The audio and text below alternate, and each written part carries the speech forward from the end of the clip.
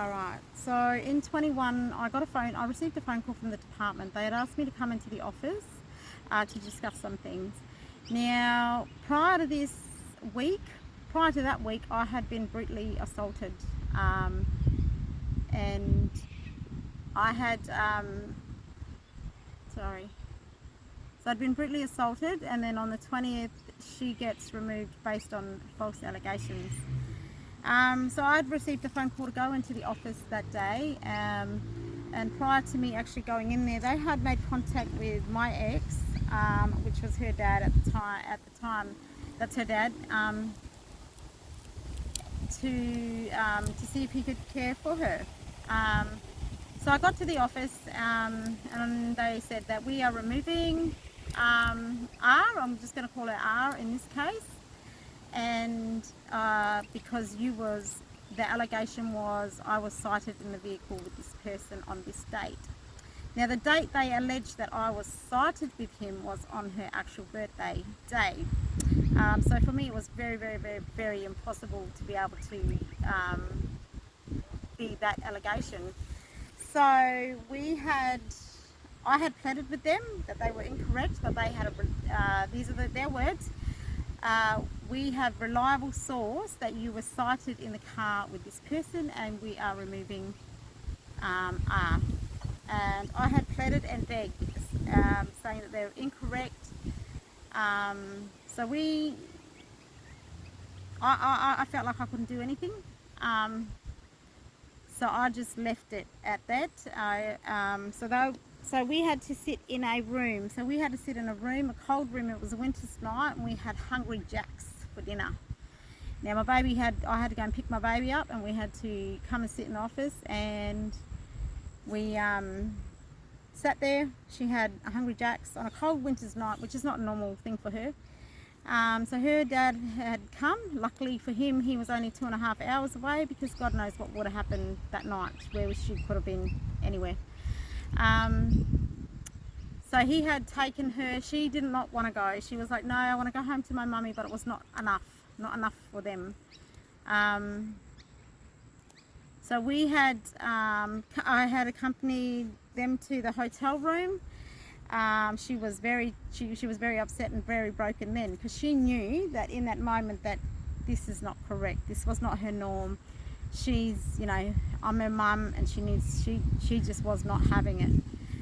So when I left there, she was pretty much distressed, and I had no contact with her for 5 days. I wasn't meant to have any contact with her. I wasn't allowed to have any contact with her, but I wasn't directed clearly from the department that I was not to have any contact with her.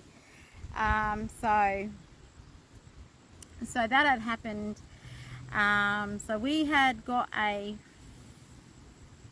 I had reached out to someone, I'm not going to say who, and because the victim here was my baby.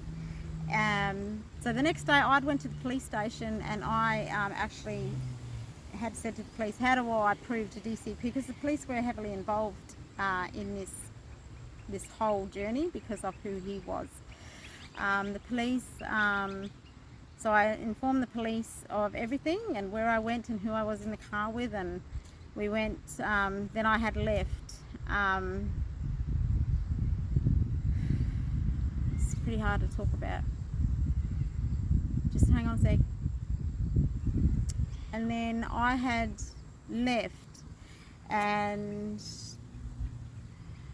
so we had received a message from the inside that I was going to be compliant. So at that stage, a very respected auntie of mine had intervened, and she had made it known that at that stage, if things weren't going to be resolved, we were going to involve the media back then, based on all the information, the breach of confidentiality information that came out from that office. And I think this was the last straw for us as a family. So I was informed by third party that I was to be compliant, that I was to acknowledge that I've mucked up. So I had to be compliant. So blackmail at its finest. And the removal of her, so she had come, so we had a meeting 5 days after, and she had become this different child to me. In that moment I could just see that she was completely different. She was quite withdrawn. So we had that meeting, and we had a meeting with a guy from Adelaide who flew over, and he's apparently the yay or nay man. And I had questioned the department then what was the result of the police investigation, and they had informed me that they was not informed by the police yet. And I said, oh, okay. So in the end the decision was, you know, I was meant to put in security stuff. I was meant to hold myself accountable for a false allegation. I couldn't understand it. So I asked the lady, and she said that they could not, the police, they haven't heard from the police. So that afternoon my baby had come back to me. I went home. I just arrived at home actually, and the police, Ceduna Police, had actually rang me, and they said to me, you know, we're talking about the domestic violence stuff.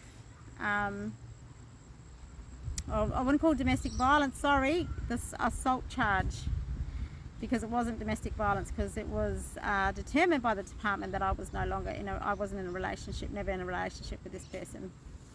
So, and that's the outcome of the investigation there. So I had spoken to the detective, and she had informed me that they could not substantiate the claims, and they have informed DCP yesterday, so the day prior. So I had never received anything in regards to that. But I just wanted to shed a light on this, and I'll also share a video. And this also gives you an insight of how corrupt internal systems are in there, you know, so just goes to show. So I'm looking really fatigued, because I'm pretty much fatigued at the moment. So I just wanted to share that, and I will now upload a video. But before I do, I just got to get a card to say if I can upload this video now. So I will just quickly